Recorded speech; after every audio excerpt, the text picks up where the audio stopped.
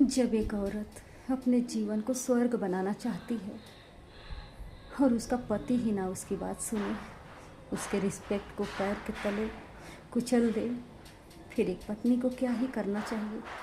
वो थक जाती है, हार जाती है जीवन से लड़ते लड़ते, और एक दिन हार मानकर किस्मत पर सब कुछ छोड़ देती है।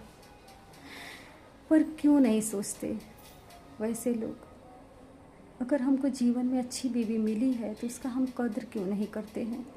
क्यों हम उसको ही बर्बाद करने पे तुल जाते हैं? क्यों जब वो आती है शादी करके तो इतनी अच्छी होती है, कभी कोई पलट कर जवाब नहीं देती है, और जब शादी करने के बाद इतना ज़्यादा आप लोग अत्याचार करते हो कि वही औरत आपकी बात बर्दाश्त नहीं कर पाती है।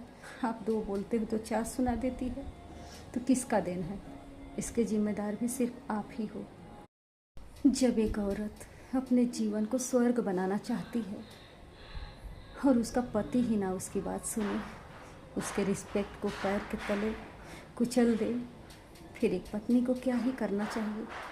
वो थक जाती है, हार जाती है जीवन से लड़ते लड़ते, और एक दिन हार मानकर किस्मत पर सब कुछ छोड़ देती है।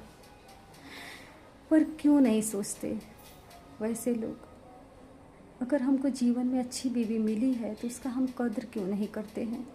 क्यों हम उसको ही बर्बाद करने पे तुल जाते हैं? क्यों जब वो आती है शादी करके तो इतनी अच्छी होती है, कभी कोई पलट कर जवाब नहीं देती है, और जब शादी करने के बाद इतना ज़्यादा आप लोग अत्याचार करते हो कि वही औरत आपकी बात बर्दाश्त नहीं कर पाती है।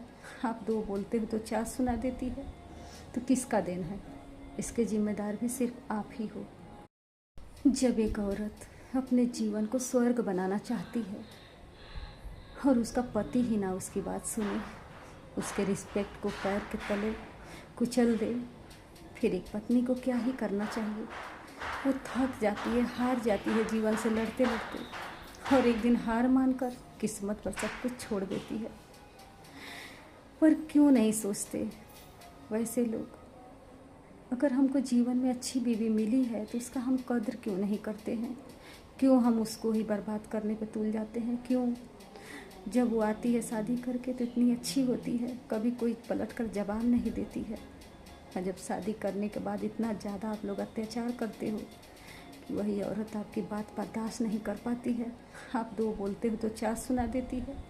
तो किसका देन है? इसके जिम्मेदार भी सिर्फ आप ही हो।